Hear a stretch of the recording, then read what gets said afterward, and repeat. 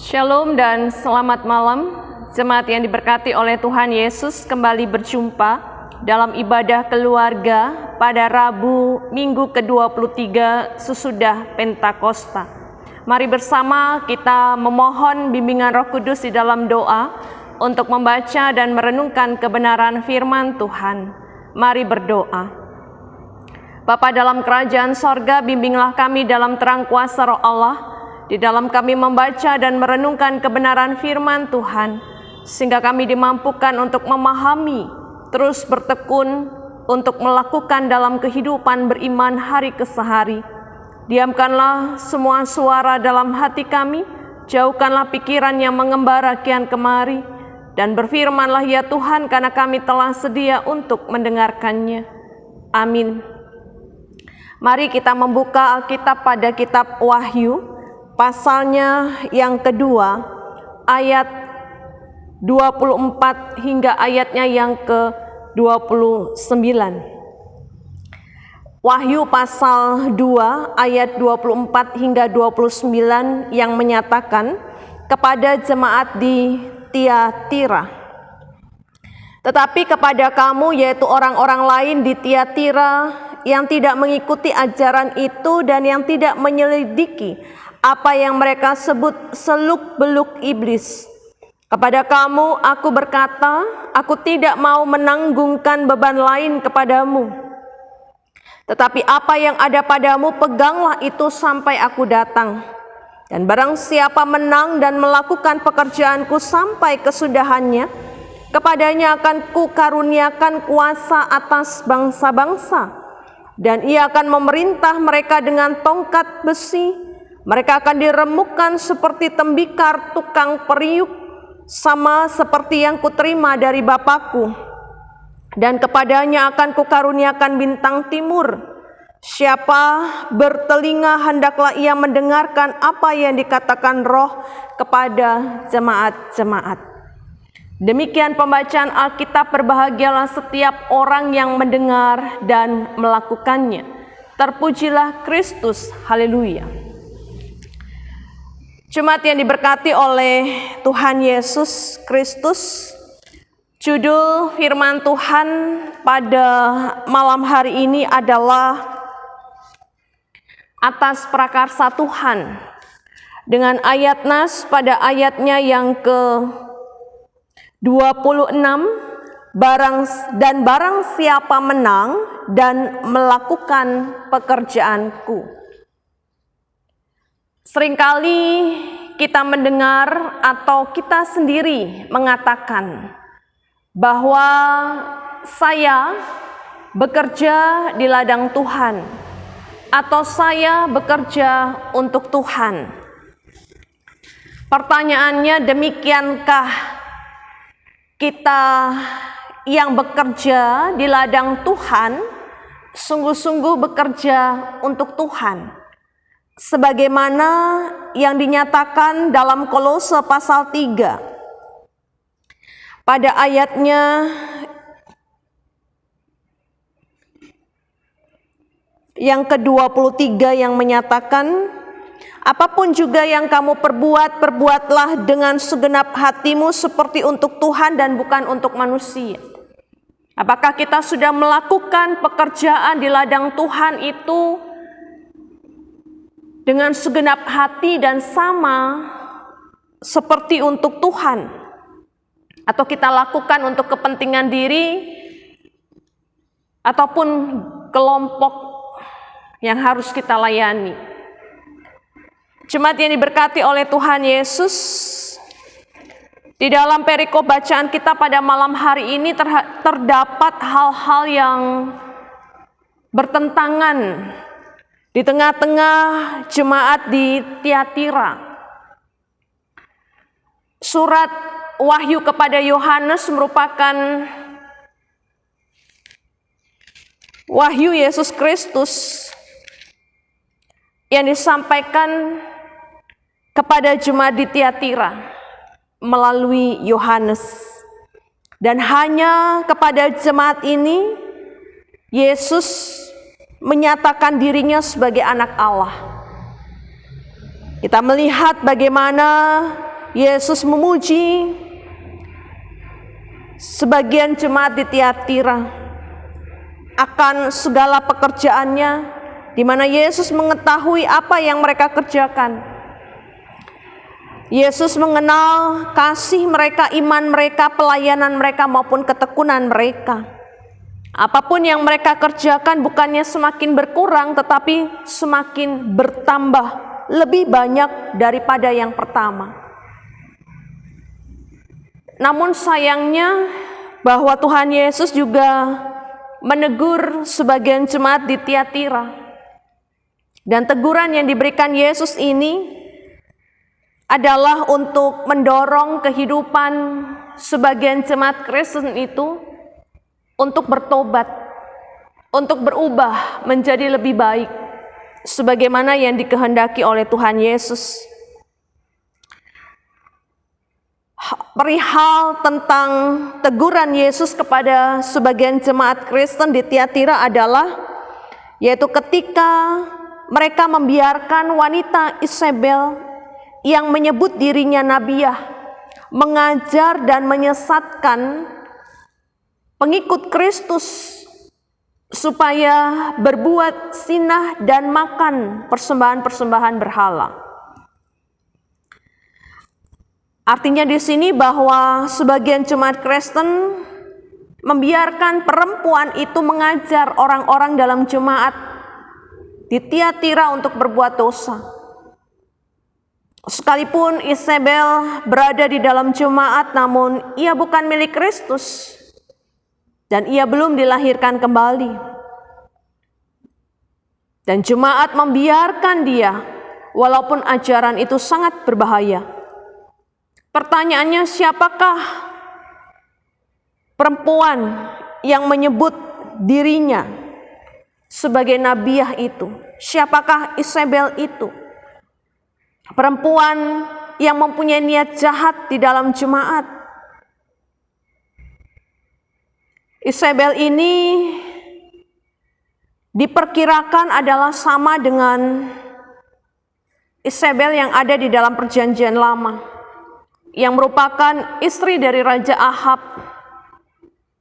Perempuan itu menyembah Baal dan mungkin ia juga membujuk Raja Ahab, bahkan mengajak umat Israel untuk berpaling dari Allah, untuk menyembah berhala-berhala, dewa-dewi, dan bahkan berbuat zina.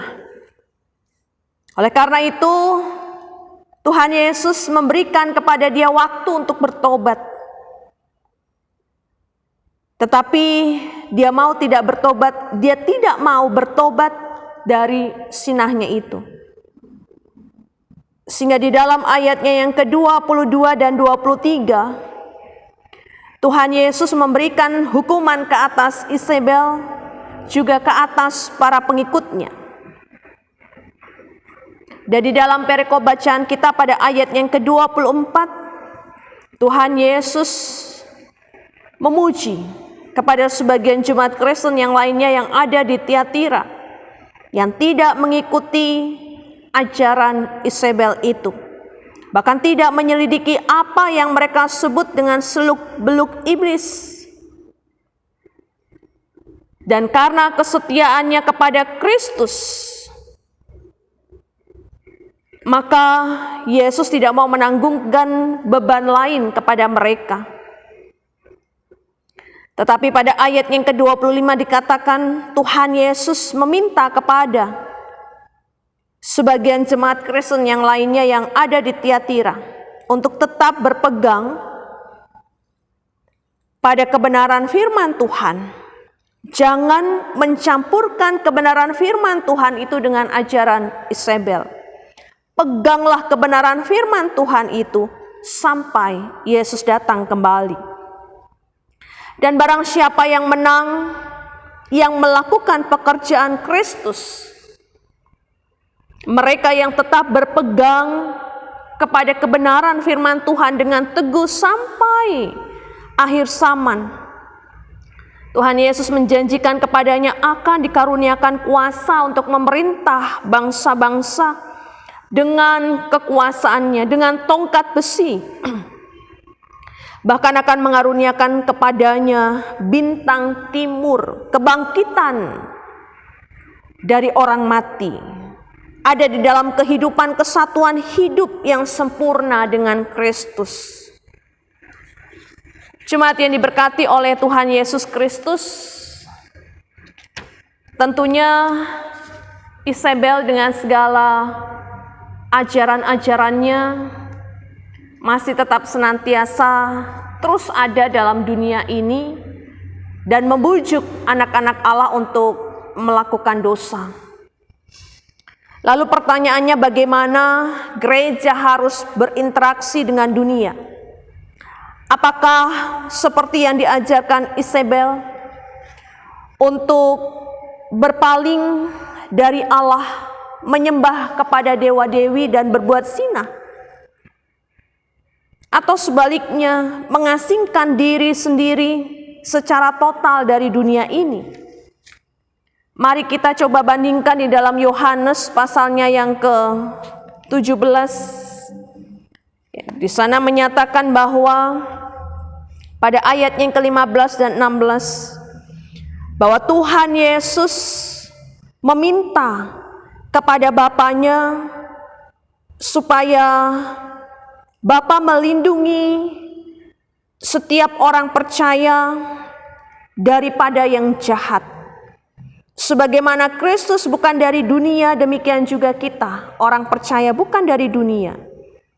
Sehingga hendaknya Bapa tidak mengambil kita dari dunia, tetapi melindungi orang percaya yang ada dalam dunia. Artinya bahwa kehidupan orang percaya sekalipun ada dalam dunia, dengan segala ajaran-ajaran yang menyesatkan dan membuat kita bisa terhisap di dalam perbuatan-perbuatan yang jahat. Ingatlah bahwa ada Bapa yang senantiasa melindungi kita. Yesus yang meminta kepada Bapanya untuk melindungi kita supaya kita tidak terhisap di dalam perbuatan-perbuatan jahat, bahkan untuk melakukannya. Sehingga sebagaimana yang dinyatakan di dalam kitab-kitab yang lainnya, pada 2 Korintus pasal yang ke-6 ayatnya yang ke-17 dan juga ayatnya yang ke-18, jemaat bisa melihat orang percaya diminta untuk keluar dari hal-hal atau persekutuan orang-orang yang menyesatkan, dari ajaran-ajaran yang menyesatkan, memisahkan diri kita dari mereka. Itulah firman Tuhan. Janganlah menjamah apa yang najis, maka Kristus akan menerima kita. Dia akan menjadi Bapa kita dan kita akan menjadi anak-anaknya. Itulah firman Tuhan. Sehingga mari gunakan kesempatan yang ada untuk tidak mencemarkan diri menjadi sama dengan dunia ini. Dan hanya atas prakarsa Tuhan membuat orang percaya untuk dimenangkan, untuk diselamatkan, dibangkitkan dari kematian, untuk ada di dalam kesatuan hidup yang sempurna dengan Kristus. Bukan karena kebaikan kita, bukan karena gagah dan perkasa kita, tetapi atas prakarsa Tuhan yang mengaruniakan kepada kita semuanya itu. Asalkan kita bisa melakukan pekerjaan Tuhan itu sampai akhir zaman, tetap teguh berpegang pada kebenaran firman Tuhan, ada dalam persekutuan Kristus yang adalah roti yang benar itu, roti yang hidup, mana sorgawi yang senantiasa memuaskan jiwa kita. Dan di dalam Galatia pasal 1 ayat 4 jelas dinyatakan bahwa Kristus telah menyerahkan dirinya karena dosa-dosa kita. Kristus yang melepaskan kita dari dunia yang jahat ini. Sehingga hendaknya kita tidak menjadi sama dengan dunia ini, bahkan melakukan perbuatan-perbuatan yang mendatangkan dosa. Kalau kita dibangkitkan bersama dengan Kristus, maka Kristus juga menghendaki kita untuk mencari perkara yang di atas, di mana Kristus ada. Dalam Kolose pasal yang ketiga ayat yang pertama. Bahkan juga Kristus yang telah menyerahkan dirinya untuk membebaskan kita dari segala kejahatan, dan untuk menguduskan bagi dirinya suatu umat kepunyaannya sendiri yang rajin berbuat baik. Titus pasal 2 ayat 14. Segala karya Kristus di kayu salib dia nyatakan dalam ketaatannya kepada Bapa di sorga untuk menyelamatkan kita, untuk memerdekakan kita dari dosa. Sehingga hendaknya janganlah kita kembali tersesat dalam perbuatan-perbuatan dosa.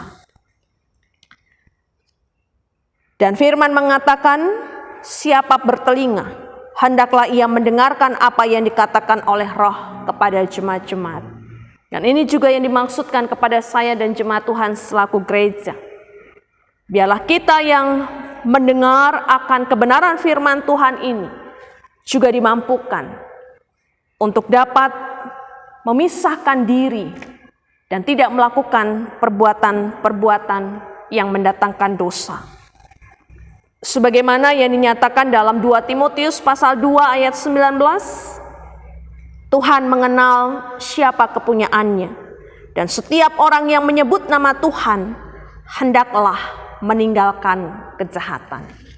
Mari kita lakukan kebenaran firman Tuhan ini, bahwa atas prakarsa Tuhan kita diselamatkan, memperoleh kemenangan, sehingga hendaknya kita tidak menjadi sama dengan dunia ini. 1 Korintus pasal yang ke-6 ayat yang ke-12 mengatakan, segala sesuatu halal bagiku, tetapi bukan semuanya berguna.